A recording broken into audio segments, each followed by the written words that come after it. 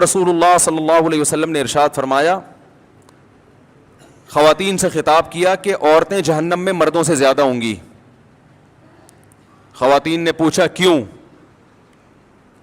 اس حدیث میں تو ہے عورتیں زیادہ ہوں گی, دوسری حدیث میں آتا ہے جنت میں بھی عورتیں زیادہ ہوں گی, ایک اور حدیث ہے. یہ میں اس لیے کہہ رہا ہوں کہ خواتین ڈر جاتی ہیں کہ ہم یہاں بھی وہاں بھی, ہمیں دعا کر کھوئے, کیا مذاق ہے. وجہ اس کی ہے کہ خواتین کی آبادی ہی زیادہ ہوگی, تو ظاہر ہے ادھر بھی زیادہ تو ادھر بھی زیادہ. تو پوچھا گیا بھائی وجہ کیا ہے؟ آپ نے فرمایا تکفرن العشیر, شوہر کی نافرمانی کرتی ہو.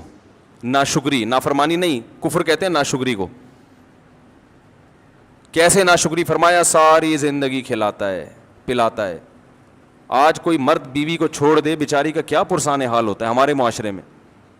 گھر اس کو لے کے دیتا ہے, گیس بجلی کا بل, چھت مہیا کی, اس کو تحفظ دیا, اس کی اولاد کا ہمیشہ کے لیے محافظ بنا, اتنے بڑے بڑے انعامات احسانات.